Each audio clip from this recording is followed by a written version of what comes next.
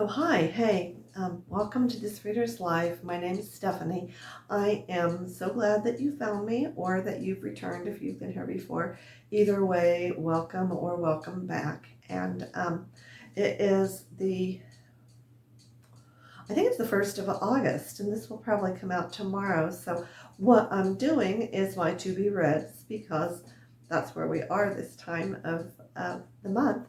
And I want to I've decided to listen to as many books as I can this month as opposed to reading them, although there are some that I do sort of plan to read because I found them somewhere and was able to get a deal or whatever, and it's something that I'm interested in.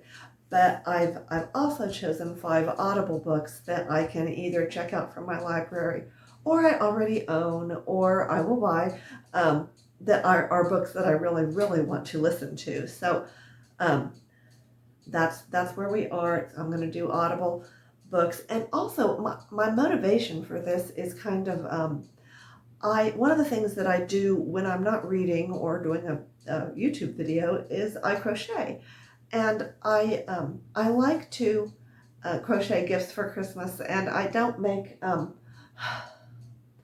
I try to make I try to crochet in a way that doesn't look like grandma's crochet, if that makes any sense. Although there's something to be said for those wonderful, black Afghans that have they're the granny Afghans that have all the bright colors surrounded by black, and I think those are so beautiful, and you see them from time to time on different things, but or like on different shows on TV. Plus, there's a lot of book-related crochet that is a possibility as well, but in order to crochet, to get something done and crochet, and especially in August when it's hot and hard to do a lot outside, my dog is whining at my feet right now. For my Audible books for August, which I'm really excited to do, let me grab my glasses, and I just recently started, I don't think it's a subscription, I don't pay anything for it, but I just started buying books through Chirp. And some of them seem like they're really not great Audible books, but a lot of them are really cheap. And so, my dog, stop that. If you can come up here, if I scoot, we can share. Are you coming up? Come up here. Come up here. No, go get a toy. Go get a toy. There he went. For how long, I do not know. Okay. Audible books, all over the place. Audible books in August. One of the first ones that I chose was called, the name of the book is A Grief Observed, and it is a C.S. Lewis journal entries or reflections that he made, and I believe it was published in 1961, sometime in the early 60s. And these are sort of reflections and thoughts on how he felt after the death of his wife. Joy was her name, and it is A Grief Observed. So it's his individual feelings about grief. He's not trying to. I think he shared them because he thought they might help others, but I don't think that he thinks this is the only way that grief works. But I don't know. I haven't read the entire, or haven't listened to this yet. I know that it tells me that we have themes of love, remembrance, memory, and faith, that it was published originally under a pseudonym. He did not publish it under his own name. And then in 1963, it was published under his name, but that was after his own death. So I'm really, really looking forward to reading it. And I also, are you back? Come up here. Truman, I don't know what you want. Come up here. Come on. If you'll sit with me and be good. Come up here. Welcome here. There we go. You're going to sit here? You're going to help me?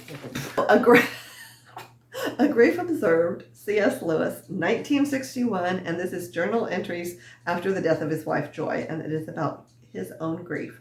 There were also 2 movies made. Both of them are called Shadowlands, and one was made in 1985 for TV. The other one was Anthony Hopkins, I think, and Deborah Winger, boy, she's been around for a long time, but I haven't seen her in anything for ages. And that would have been in 1993 that she made that. So it's Anthony Hopkins and Deborah Winger, and I'm going to try to watch that as well as listen to this book. The next book that I have is the very last of the Unselected Journals of Emma M. Lyon. It is volume 8. These books are by Beth Brower, and I hate to see this series isn't ending, but I will have read all the books that are available at this time. Supposedly there will be a volume 9 in 2026, and we're running out of months, so hopefully that will happen. I felt like volume 7, things got kind of serious in volume 7, and there was it was a little deeper and not quite so light and whimsical, not quite so much, although it still was, and I absolutely adore Emma M. Lyon. So the next book that I'm thinking I would like to listen to is called What Kind of Paradise? And it is by Janelle Brown. And I don't know very much about this book. It is from 2025, so it's fairly recent. It was a bestseller, I think. And this is a book about a young girl named Jane who lives off-grid somewhere in the woods with her father. And we're told up front, I think, that her mother is dead, but she becomes embroiled. As a teenager, she starts to question things more, and this is around the dawning of the internet. So I think it says in the mid-1990s is when she becomes a teenager and she starts to question some things. Her father is kind of he's kind of militant, and he's kind of a hermit, and I don't know exactly, but I think he's probably maybe anti-government. I don't know, but I know that there is some kind of tragedy, and she escapes away from him because she's become embroiled in this some kind of something illegal, and my cuckoo clock, and so she gets away from him in some way after some kind of crime. So I'm really looking forward to listening to this. I hope the narrator is somebody that I like. That's the hardest thing about Audible books, and I've noticed more and more that there are mispronounced words in Audible books and things like that, and I just find that so surprising. I did read somewhere that they said that with Audible books, as far as the author is concerned, once they've agreed to let it go to Audible, sometimes they don't have, depending on what kind of an author they are, but sometimes they don't have a whole lot of control once it's going to go to Audible. So I'm not sure about that part, but I think that's kind of interesting, and I think it's interesting that there are mispronounced words. And I heard that in Middlemarch when I was reading Middlemarch, but I wasn't sure that it wasn't a British pronunciation or just the way things might have been pronounced at that time. So I'm not so sure.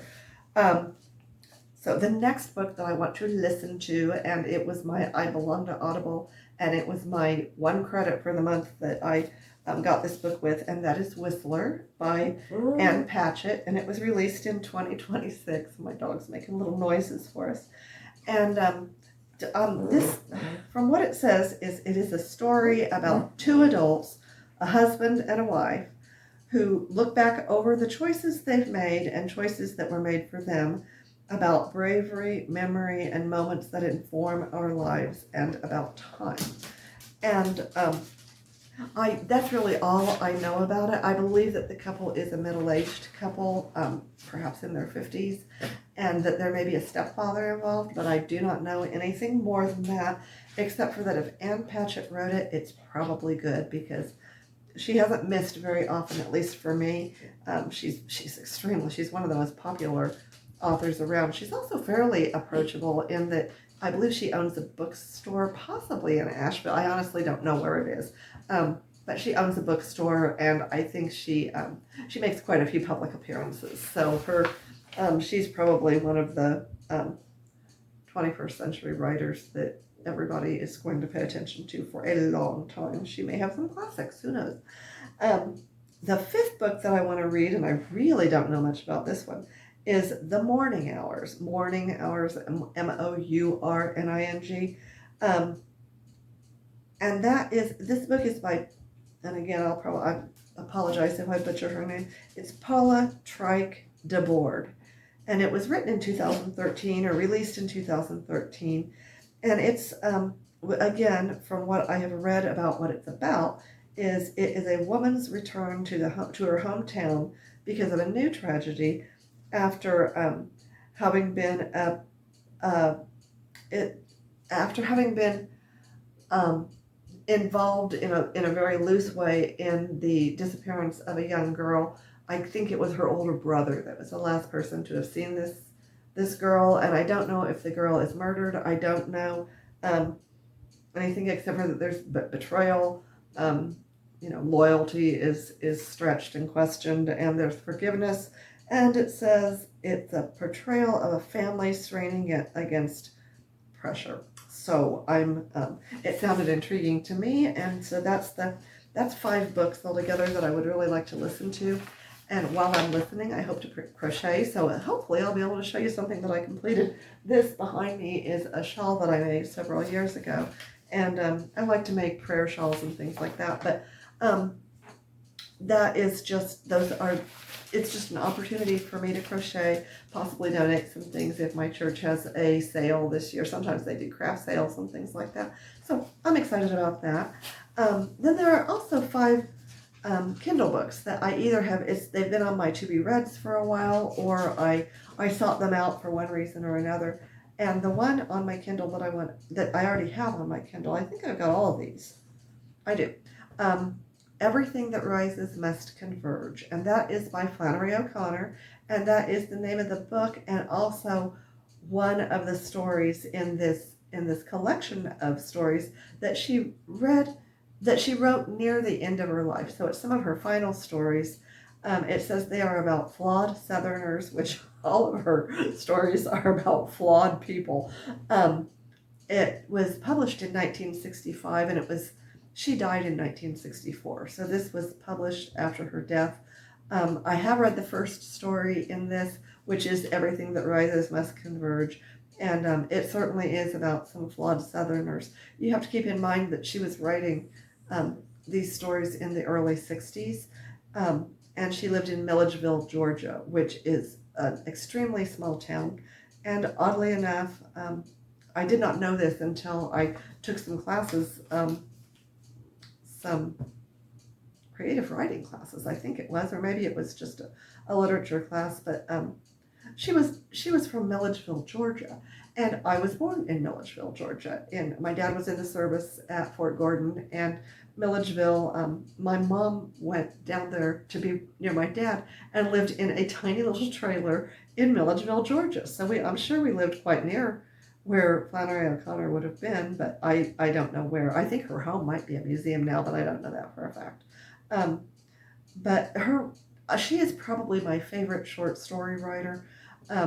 She writes about the South. She has an element of religion in them. Some of her stories are quite grotesque. I don't mean that they're not horror stories, but her characters can be quite overblown and quite I don't want to say overdeveloped. That's not the word that I want, but she develops them so that you're aware of their flaws for sure. And another book of hers is Mystery and Manners, which she wrote. It's all things that she wrote, but it's a collection of unpublished essays and lectures and some letters, I think, that I believe it was her editors that put it together and who were friends of hers. And she's so underrated, and she's so witty. She was so smart. So that's one book that I am really, really looking forward to reading, that collection of 9 stories that are by Flannery O'Connor. And then the other thing is a 3-book collection that is by Dee Brown, who it's called the collection is called The Native American Experience. And I think this came up on my Kindle Reads for the month. You can choose like one thing. If you're part of Amazon Prime, you can choose one book, I think. And this is a collection of books. There's 3 of them, and they are Bury My Heart at Wounded Knee, The Fetterman Massacre, and Creek Mary's Blood. And I find the Native American experience, especially from a perspective of Native Americans, so interesting. And so I went ahead and bought this book, and I never have read Bury My Heart at Wounded Knee, and I'm really looking forward to that. So, and I don't know anything at all about the Fetterman Massacre or Creek Mary's Blood. So, but it is, it's, I believe that Dee Brown writes in some ways, they're nonfiction, I'm sure. I think they're nonfiction. And it's American Indian perspective. And I am really, really interested to read those. The other one is, it's a book, it's a 4-book series that I bought um, as a collection. And the collection is called Saga of the Mountain Sage. And it's from 1996, and it includes 4 books, which I believe were originally 2 books, but they split them up, and I'm not quite sure about any of this. It's W. Michael Gear is who wrote it, and it's The Morning River, White Mist Dog, A Panther's Scream, and Coyote's Summer. And several years ago, I think it was in, I don't know, the early 2000s that I read it. I read The Morning River.